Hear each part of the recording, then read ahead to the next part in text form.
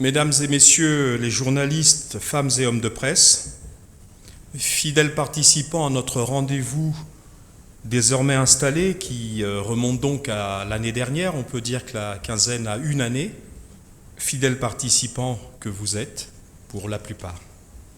En ce début d'année, je vous souhaite, vous les professionnels des métiers de l'information et de la communication, mes meilleurs vœux de santé, de bonheur et de réussite. Ces vœux s'étendent bien entendu à vos proches et aux êtres qui vous sont chers. Que l'année 2025 soit pour tous et pour chacun infiniment meilleure que 2024, qui a été à certains égards une année de difficultés et de tourments. Que 2025 soit un moment de paix profonde, d'abnégation et de sanctification du travail. Nous avons l'espérance que grâce à votre élan participatif et à vos suggestions pertinentes que nous tâcherons de mettre en œuvre courant 2025, nous puissions ensemble améliorer encore et toujours la qualité de notre rendez-vous bimensuel. Mesdames et messieurs, l'actualité nationale de ces derniers jours a été marquée principalement par la visite dans notre pays ce 7 janvier 2025 du ministre chinois des Affaires étrangères, son Excellence M. Wang Yi. À cette occasion, il s'est entretenu avec le président de la République, son Excellence M. Denis Sassou Nguesso, coprésident du FOCAC, à savoir le Forum sino-africain de coopération. Il s'agissait d'évoquer avec le chef de l'État et nos autorités nationales les conditions de mise en œuvre de cette première année d'exécution des conclusions du mandat qui s'est ouvert à Beijing en septembre 2024. Il s'agissait de partager avec les autorités nationales, et en premier lieu le président de la République, les résultats du 9e sommet du FOCAC, tenu, comme je l'ai dit tout à l'heure, en septembre dernier.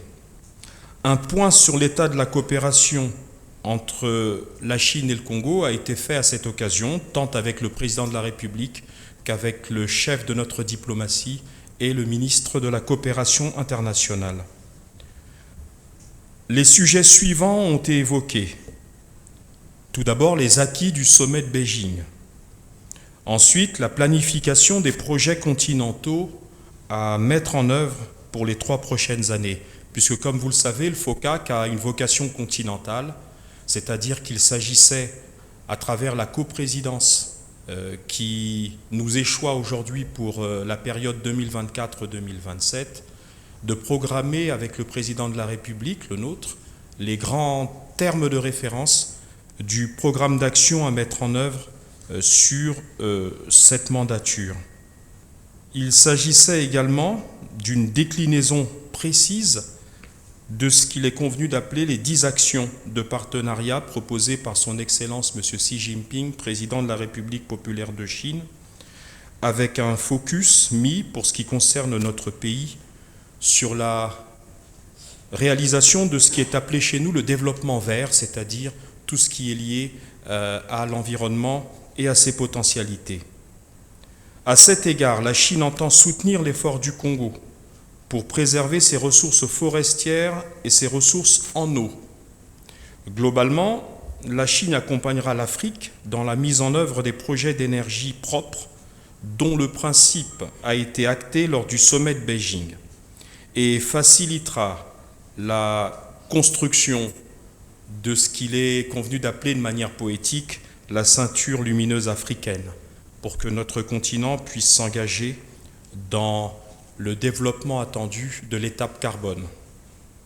Avec les ministres Jean-Claude Gakosso des Affaires étrangères et Denis-Christelle Sassou Nguesso de la Coopération internationale, il a été question pour le ministre Wang Yi d'échanger sur la répartition des importants financements proposés par la Chine et de programmer l'exécution des projets sur l'ensemble du continent. Et comme nous l'avons déjà évoqué il y a quelques semaines, quand la question de notre participation au FOCAC, au 9e sommet du FOCAC, avait été évoquée avec vous, il est entendu, je vais reprendre une expression familière, qu'en tant que coprésident, notre pays va disposer d'une sorte de droit de regard qu'on appelle le droit de l'œil et qui permettra d'orienter une partie des crédits mis à disposition par la Chine sur un certain nombre de projets proprement nationaux. Ainsi, il a été acté de l'accompagnement par la Chine de la réhabilitation de notre secteur électrique qui, comme vous le savez, connaît d'importantes réformes en termes de gouvernance comme en termes d'infrastructures à implémenter. Il s'agit également d'accompagner notre pays pour la réfection de notre épine dorsale, qui en tout cas était jusqu'ici considérée comme telle, à savoir le chemin de fer Congo-Océan. À cet égard, le partenaire chinois s'est engagé pour notre pays à accorder une aide de 50 millions de dollars américains pour les 3 ans à venir.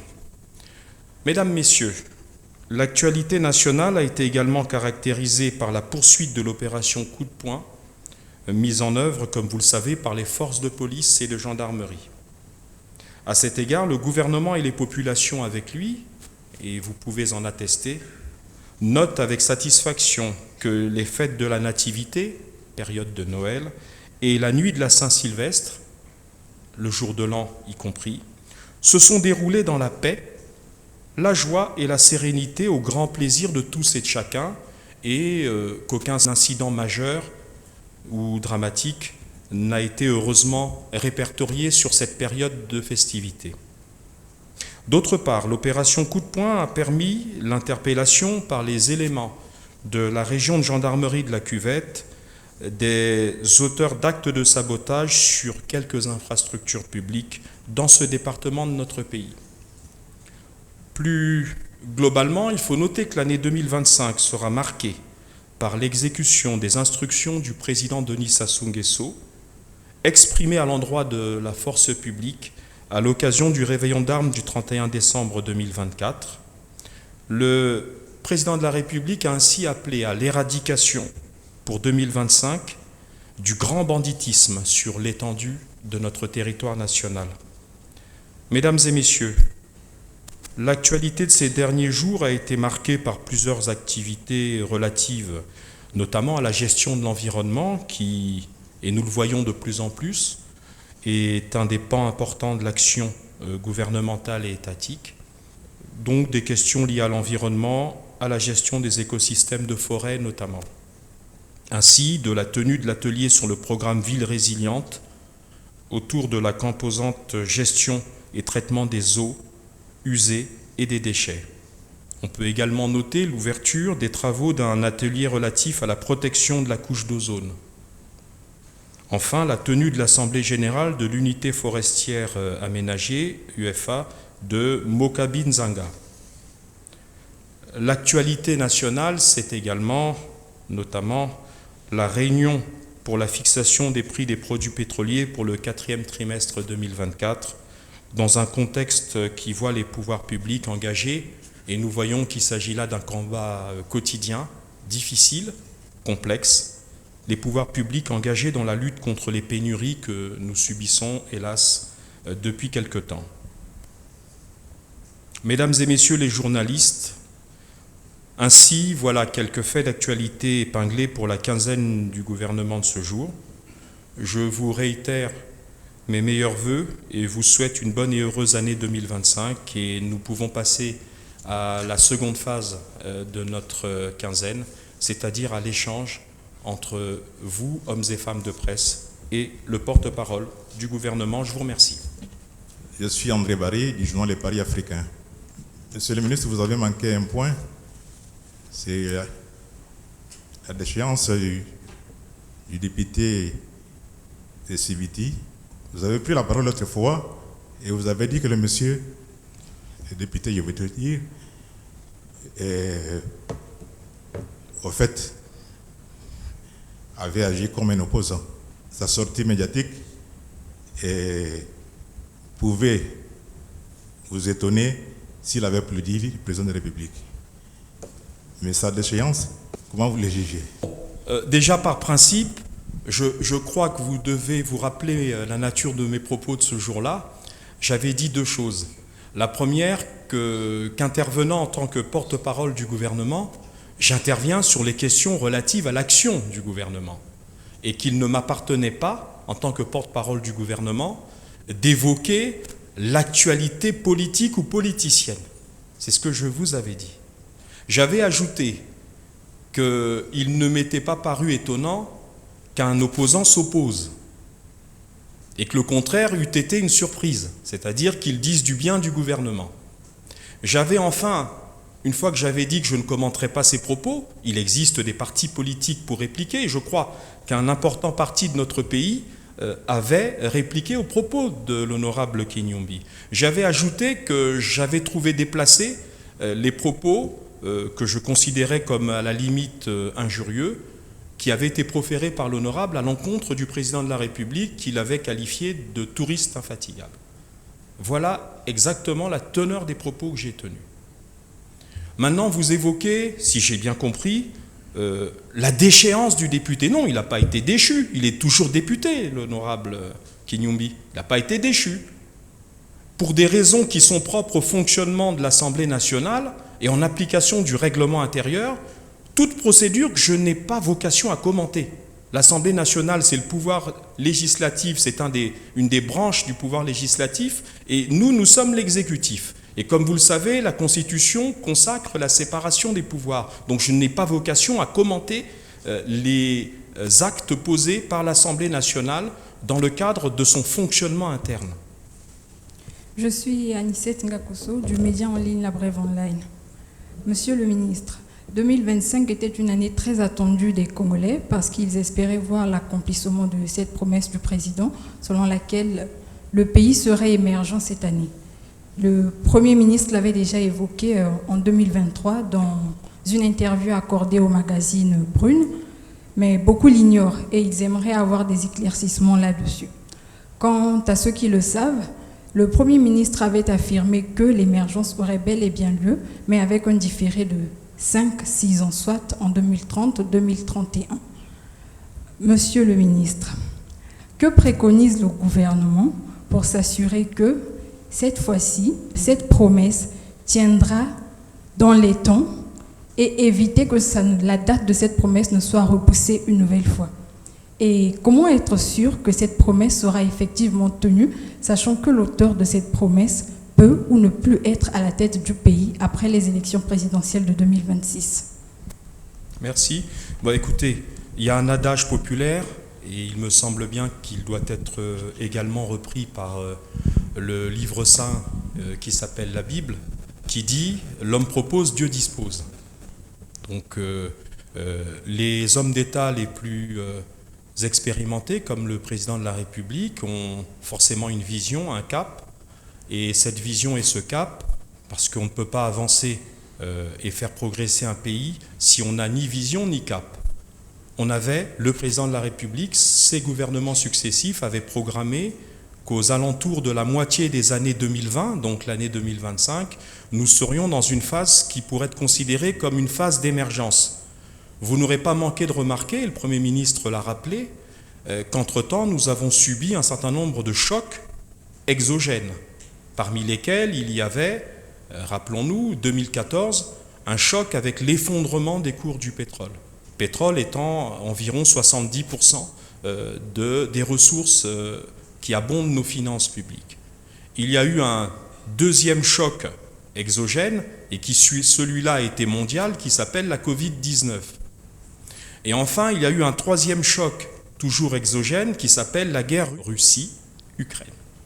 Cette conjonction de phénomènes, ajoutée probablement à un certain nombre de facteurs internes, par exemple, l'absence d'une diversification suffisante de notre économie, parce que d'ailleurs le critère de l'émergence, c'est la diversification de l'économie pour multiplier les capacités de création de richesse dans un État. C'est même le signe principal de l'émergence. Eh bien, tous ces facteurs ont contrarié l'agenda qui avait été impulsé par le président de la République, et ce qui a amené le Premier ministre, chef du gouvernement, à considérer qu'on pouvait différer l'atteinte de cet objectif de 4 à 5 ans, c'est-à-dire en réalité couvrir grosso modo le mandat présidentiel qui démarrera à partir de l'année 2026. Donc Voilà, c'est ce que je peux dire.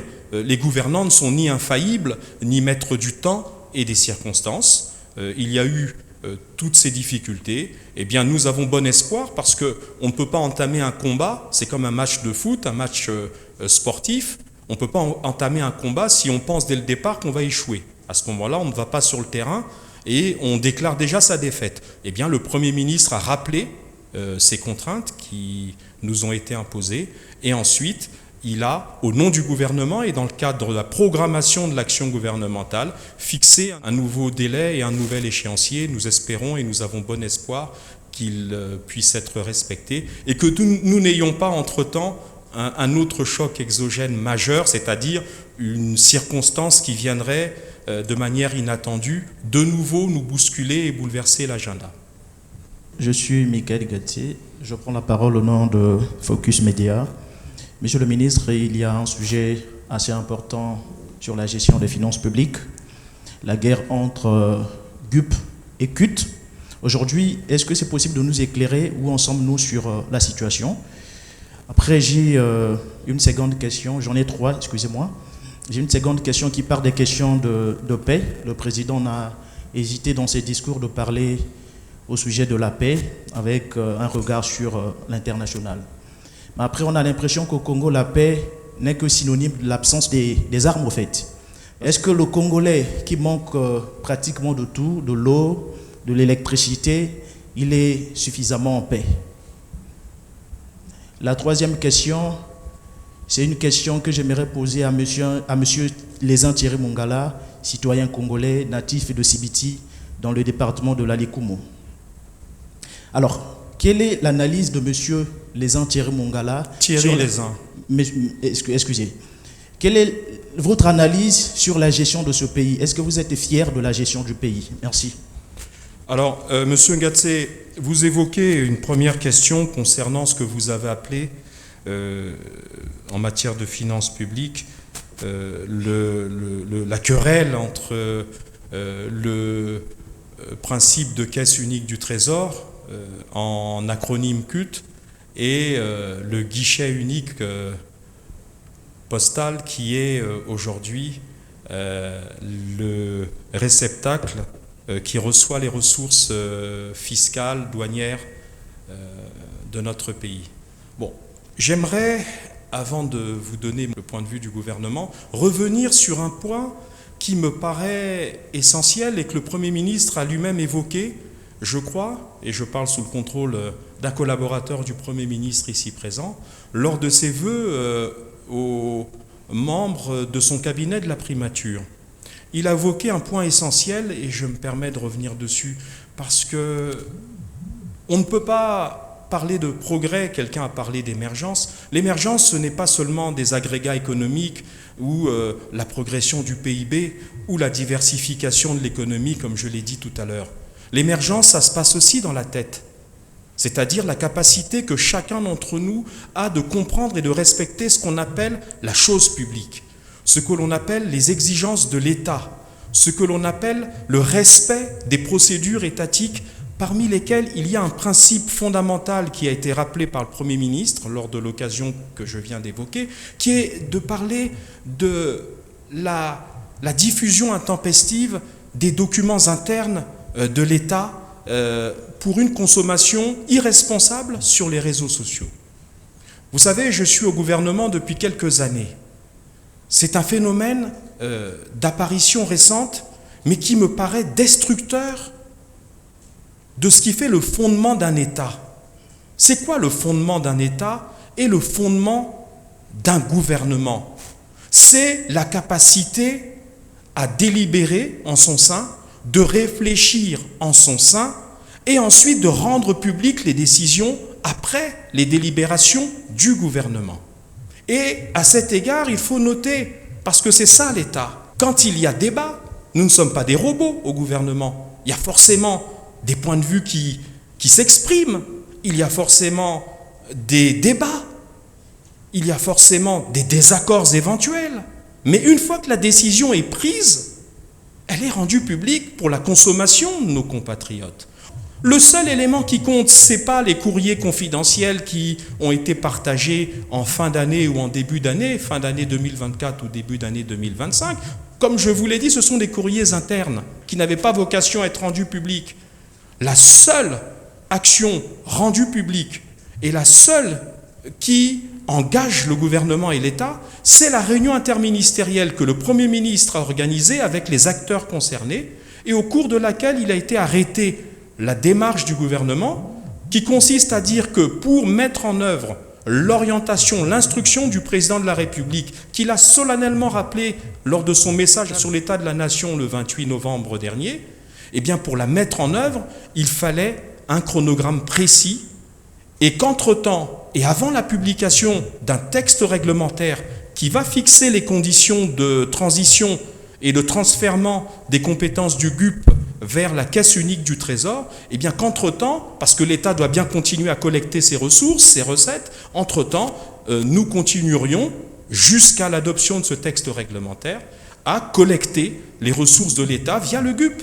Voilà la position officielle du gouvernement. Vous avez demandé si la paix pouvait se limiter à l'absence de conflits armés ou de violences dans le pays.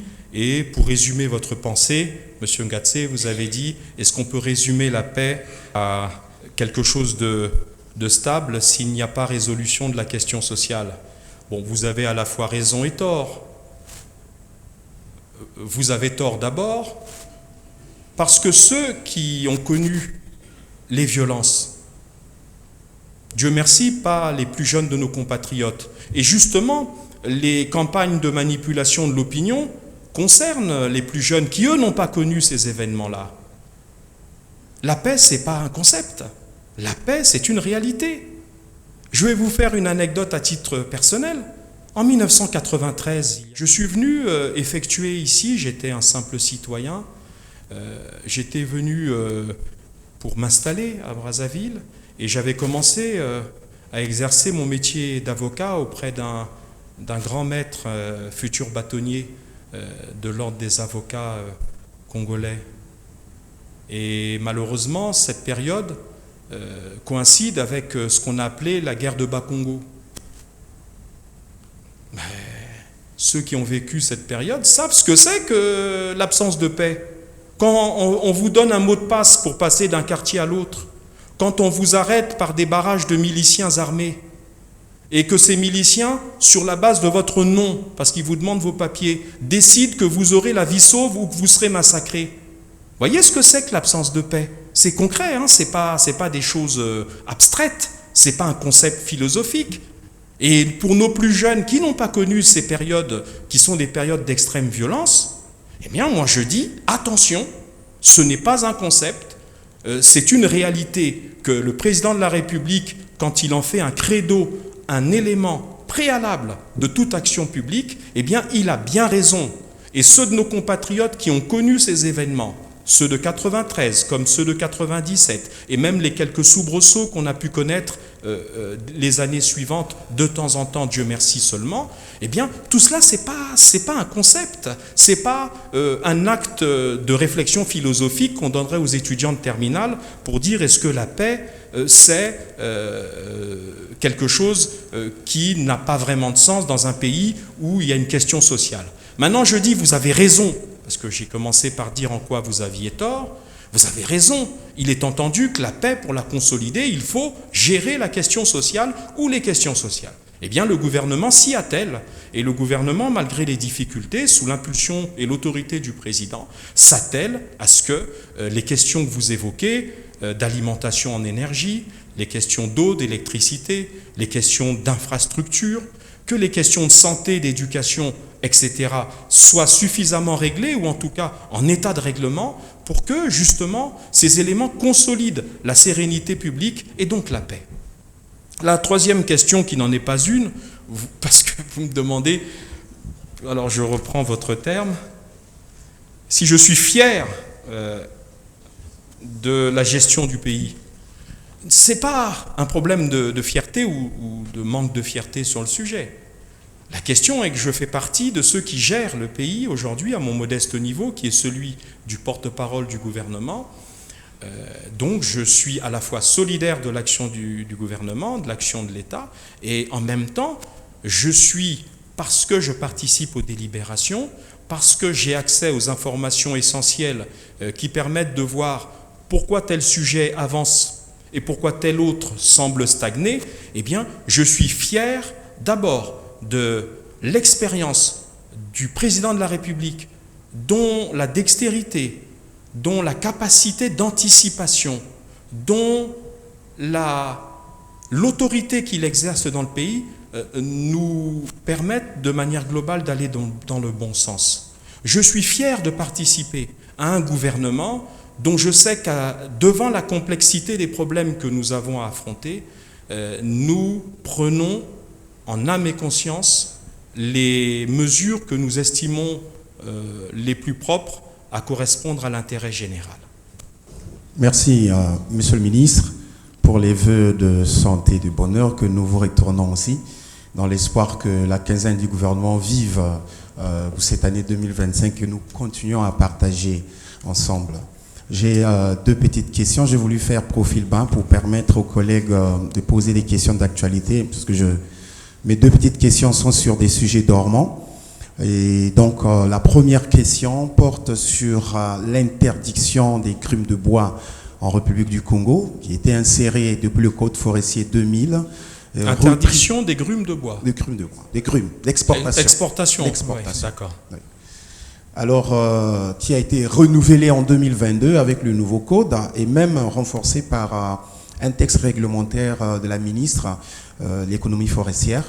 Malheureusement, on constate toujours la sortie du bois, soit par Ntam dans la Sangha ou bien à Pointe-Noire. Qu'est-ce qui peut expliquer, Monsieur le ministre, un peu, on va dire, l'impuissance de la puissance publique qui est l'État pour cette question? Deuxième question porte sur la justice, les libertés fondamentales. L'année dernière, lors de l'examen périodique universel des Nations Unies sur les droits de l'homme, le Congo s'est engagé à abolir le régime des autorisations préalables des manifestations et de passer à un régime d'information simplement pour pouvoir permettre aux organisations politiques et civiles d'organiser leurs manifestations. 2025 est une année charnière pour l'élection 2026 et on sait, pendant longtemps, certaines formations politiques ont été interdites pour organiser des réunions, des manifestations. Ils ont demandé, mais n'ont pas eu de retour. Est-ce que cette année, le gouvernement entend appliquer cette résolution de l'examen périodique universel des Nations Unies sur des questions des libertés fondamentales au Congo? Bon, vous avez évoqué la question du non-respect, avez-vous dit, de l'interdiction d'exportation des bois de grumes dans notre pays. Bon, il faut savoir qu'il s'agit là d'abord d'une résolution, d'une décision qui avait été prise par la CEMAC, la Communauté économique et monétaire de l'Afrique centrale, que cette interdiction qui consistait à interdire l'exportation de bois de grumes à partir du 1er janvier 2028. Cette interdiction prise dans le cadre d'une résolution du Conseil des ministres de cette communauté prise en février 2024 à Bangui vise un objectif précis qui est celui d'encourager la transformation locale. Le bois, c'est déjà une ressource précieuse et une ressource qui a une haute valeur pour les ressources et les finances publiques de notre pays et l'abondement de ce secteur. Mais il est encore mieux que cette ressource rare, souvent précieuse, soit transformée localement parce que, il vaut mieux exporter ce qui est transformé parce que ça vaut plus, donc ça rapporte plus, et à l'entreprise qui exporte et à l'État qui engrange des recettes forcément. Et deux, parce que ça fait vivre le secteur et en créant les conditions d'un écosystème qui part de la ressource brute et qui passe par la transformation en produits dont une bonne partie peut être vendue au bénéfice de nos populations en interne, avant même de parler d'exportation de cette matière transformée.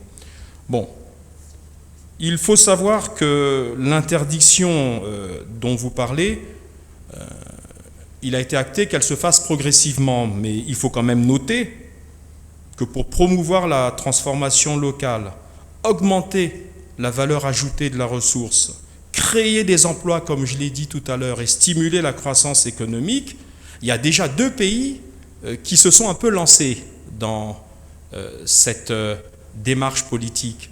Il y a d'abord la République gabonaise, dans la sous-région, et notre pays, le Congo.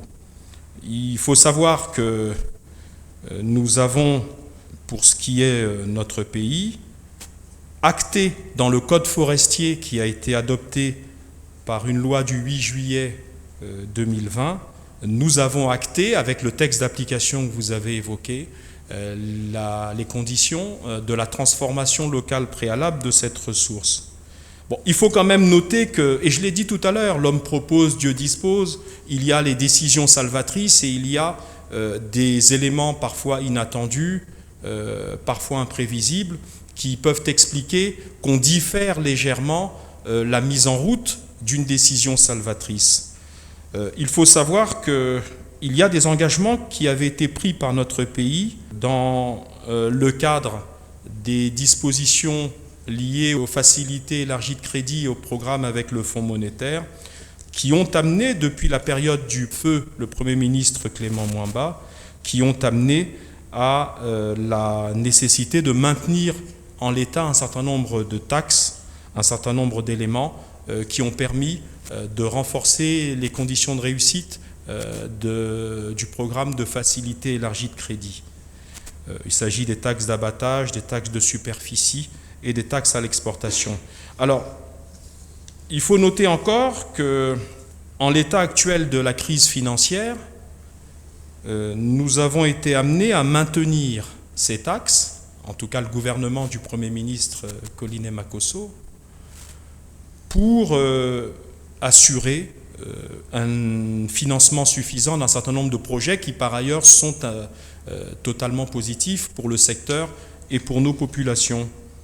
Il y a donc aujourd'hui la nécessité d'avoir maintenu des autorisations spéciales, donc tout est encadré, d'exportation pour un volume global de grumes de 2 11 783 mètres cubes. Et il s'agissait d'aider par ces exportations à la mise en œuvre et au financement d'un certain nombre de projets d'infrastructures qui, par ailleurs, sont attendus par nos populations. Alors, il y a, dans le cadre de ces autorisations spéciales, je peux vous donner la liste, hein, j'ai demandé à ma collègue un certain nombre de précisions. Je ne sais pas si il est intéressant de donner la liste, mais enfin, je vous donne au moins les intitulés et les éléments qui montrent l'utilité de ces autorisations spéciales. Nous avons par exemple la société Asia Congo qui a pu exporter pour 325 000 et un peu plus mètres cubes de grumes pour le financement de la construction du pont du Niari. Il y a le groupe Sycophore qui a pour 281 000 mètres cubes de grumes permis l'aménagement routier en terre Evo-Ongia et la prise en compte des travaux du pont sur la rivière Kebuya, l'équipement et la réhabilitation de l'École nationale des instructeurs de Muyonzi. Il y a la société SEYD qui a exporté 648 000 et des poussières mètres cubes de grumes, montant qui a permis la construction du pont sur la rivière Nombi et la formation de 30 artisans au métier du bois, formation qui s'est déroulée en Chine. Il y a la société CIPAM qui a exporté 150 000 mètres cubes environ, ressource qui a permis la construction des ponts sur la rivière Ibenga et la rivière Motaba. La société du groupe Amptil, Taman, etc., pour 596 000 et des poussières mètres cubes, pour les routes forestières boucle du Kouilou, fabrication de 50 000 tables bancs, vous voyez l'importance de ces ressources provisoires, ces autorisations spéciales, mais également la construction et l'équipement du lycée d'excellence de Vindoulou. Il faut noter qu'à ce jour, environ 488 000 mètres cubes de grumes, soit 24% environ, ont été exportés. Le tout, et c'est important de le noter, sous la surveillance permanente des services publics concernés par la maîtrise du processus d'exportation. On peut citer les services de douane, les services techniques du département de l'économie forestière, les chambres de commerce, les structures administratives de transport, d'agriculture, etc. Donc la volonté du gouvernement est bien entendu d'appliquer les règles qu'il a solennellement fait adopter par le Parlement dans le cadre du Code forestier, de même d'appliquer les dispositions communautaires. Mais nécessité faisant loi, je l'ai dit tout à l'heure, il y a des principes et il y a ensuite l'application concrète et pragmatique de ces principes. Et donc nous allons, sur l'année 2025, étroitement encadrer le processus d'exportation dans le cadre d'autorisation spéciale.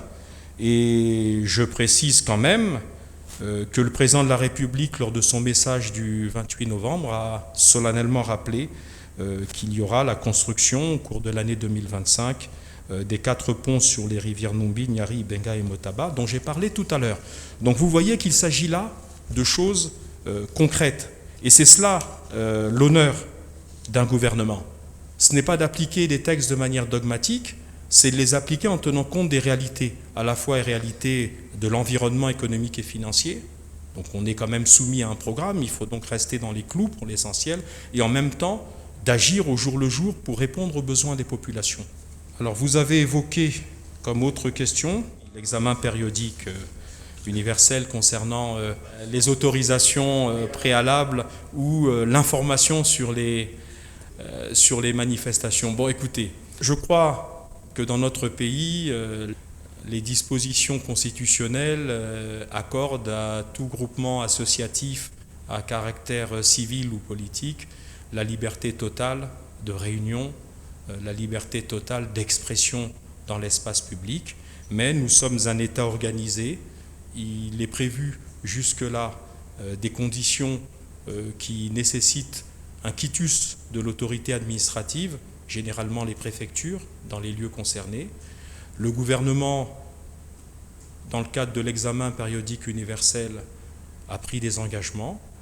Nous pensons que ces engagements seront respectés et seront mis en œuvre. Mais je ne fais aucun lien entre cela et la période électorale future de 2026. Je crois que vous pouvez nous faire crédit aux autorités en charge des questions administratives sur l'espace public, ce qu'on appelle couramment en droit la police administrative, eh bien, que ces questions n'ont jamais empêché les partis politiques, et notamment ceux de l'opposition, de mener campagne et de déployer leur action politique pour tenter de convaincre les électeurs de la pertinence de leur position. Aline François Tokabeka de la télévision nationale. Est-ce qu'à votre niveau, vous sentez quand même qu'il y a une accentuation du manque de confiance de la population dans l'action gouvernementale? Il y a eu beaucoup de promesses, il y a eu plein d'engagements en 2024, pas que, au-delà aussi. Mais aujourd'hui, on a l'impression que le gouvernement, son autorité ne pèse plus au niveau de la population, d'autant plus que quand il y a même des actions... Je n'ai pas entendu. Qu'est-ce qui ne pèse plus L'autorité du gouvernement ne pèse plus au niveau de la population, d'autant plus qu'il y a des actions qui incriminent parfois directement le gouvernement, qui sont faites au vu et au su de tout le monde, mais il n'y a jamais eu de sanctions au niveau du gouvernement, pas d'interpellation. On nous parle d'enquête administrative et ça reste à ce niveau et il n'y a toujours pas de suite. Et ça décrédibilise un peu la parole gouvernementale. Bon, ben vous parlez de deux choses différentes. Dans tous les pays au monde, Simplement, chez nous, nous n'avons pas d'institut de sondage fiable capable de mesurer l'état de satisfaction ou d'insatisfaction de l'opinion. Et dans l'action quotidienne d'un gouvernement sur le long terme, il y a des moments où ce gouvernement rencontre l'approbation et la satisfaction des populations, et puis il y a des moments plus difficiles où pour certains types d'actions, ou compte tenu d'une partie de la conjoncture, et notamment l'année 2024, dont on a tous rappelé depuis tout à l'heure qu'elle a été très difficile, pour plein de raisons, il est évident que nous n'allons pas rencontrer l'approbation majoritaire des gens sur les phases les plus difficiles. Que voulez-vous que nous disions, si ce n'est que nous sommes comme celui de la Bible, le charbonnier, qui, quels que soient les aléas, qui, quelles que soient les difficultés, les obstacles, continuait à avoir la foi. Ce qu'on appelle couramment la foi du charbonnier, c'est-à-dire le fait que malgré les contraintes, malgré les difficultés, les membres du gouvernement, à la tête desquels le Premier ministre Anatole Collinet-Makosso, considèrent qu'il faut continuer notre besogne, continuer nos travaux, continuer à mettre en œuvre nos actions de manière à sortir notre pays des difficultés que nous avons traversées. Le président de la République a exprimé lors de son message de vœux il y a quelques jours son espérance que l'année 2025 permette de voir le pays sortir du tunnel. Et il l'a dit, il y a des signes en termes de reprise de l'activité économique et en termes de moindres difficultés, nous l'espérons, en termes de finances publiques et de trésorerie. Donc il existe des signaux qui nous permettent d'entretenir l'espoir. La seconde partie de votre question, c'est un autre aspect. Vous évoquez le fait qu'il y aurait, j'emploie le conditionnel, je vous l'ai toujours dit, j'ai un scrupule qui est celui du juriste.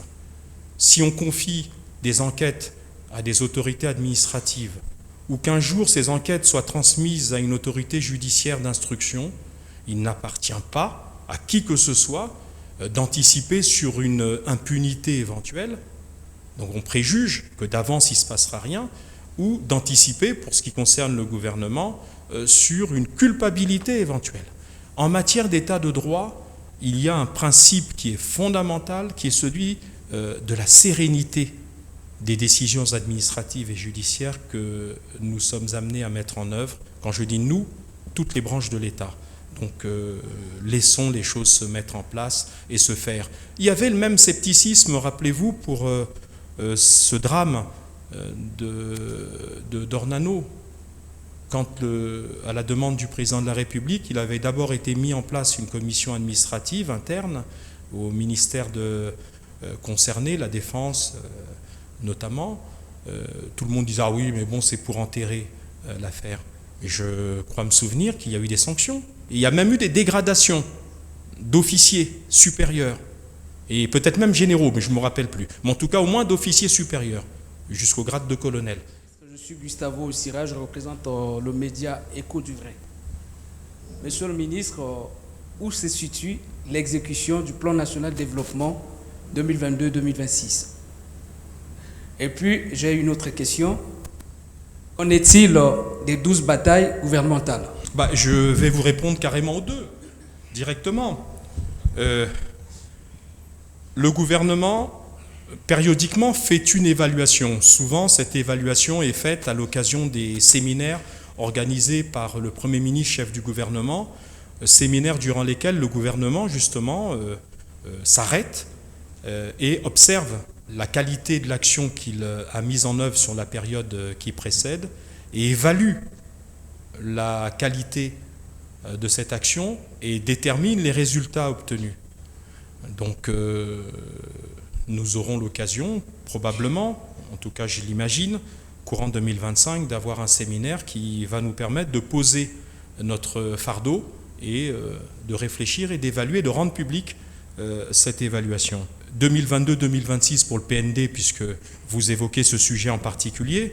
Le PND, comme vous vous en rappelez, a été recalibré au mois de juin 2024, de manière à prendre en compte les préoccupations propres à l'année de la jeunesse, les préoccupations propres à la mise en route de l'État ou la mise en forme de l'État pour réussir à atteindre des objectifs en matière de jeunesse. Je vous renvoie au contenu du communiqué du Conseil des ministres qui avait été rendu public au mois de juin dernier et qui vous indiquera les inflexions, les amendements, les éléments qui, aujourd'hui, ont permis de prendre en compte les éléments qui relèvent des préoccupations de nos jeunes.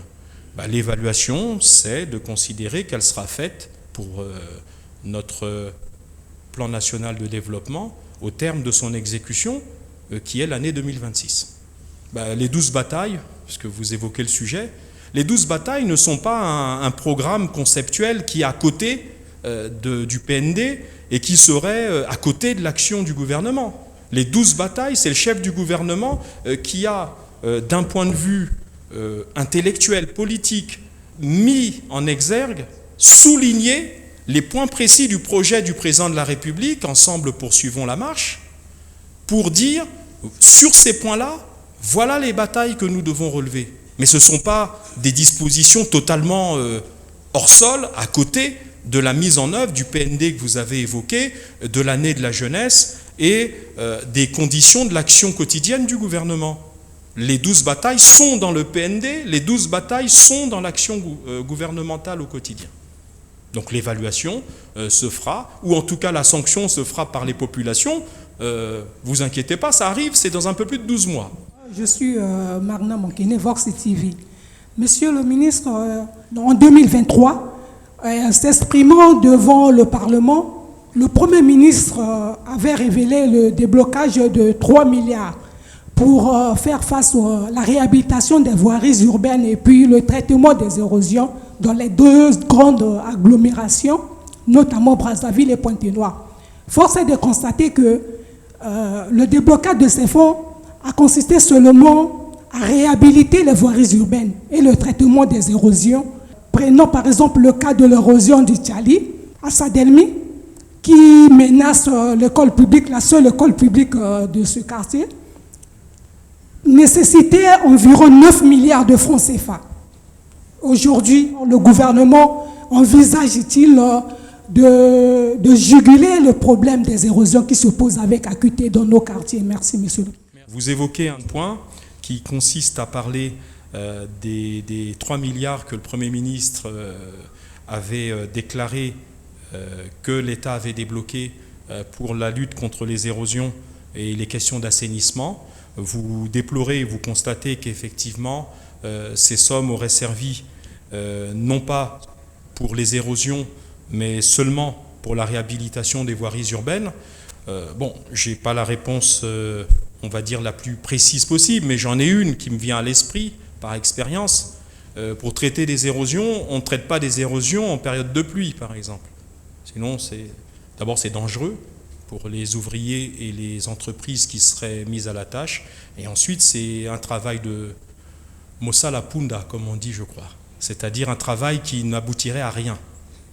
Alors, pour faire simple, tout dépend du moment où les sommes programmées ont été débloquées. Et peut-être qu'à ce moment-là, les conditions climatiques et météorologiques ne justifiaient pas ou ne permettaient pas l'utilisation de ces fonds dans le cadre de la lutte contre les érosions. Enfin, vous avez vous-même trouvé une réponse à la question de la difficulté de lutter contre les érosions, puisque vous évoquez le fait qu'une zone d'érosion, une seule, dans tout le pays, il y en a des dizaines, qu'une seule, que vous avez évoquée, justifierait la mobilisation de 9 milliards. Vous voyez, 9 milliards, on peut dire que c'est la quadrature du cercle, c'est-à-dire la difficulté de trouver à mobiliser 9 milliards entiers pour traiter une seule zone d'érosion, alors qu'il y en a des dizaines ou plus dans le pays.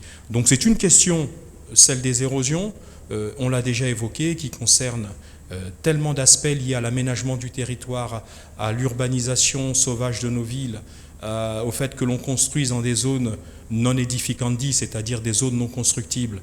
Et tout cela, c'est donc complexe. C'est un plan qui va coûter de l'argent, qui va probablement nécessiter, le gouvernement est à la manœuvre là-dessus, une coopération internationale avec des organisations financières qui devraient nous accompagner et aider au financement de ce programme de lutte contre les érosions.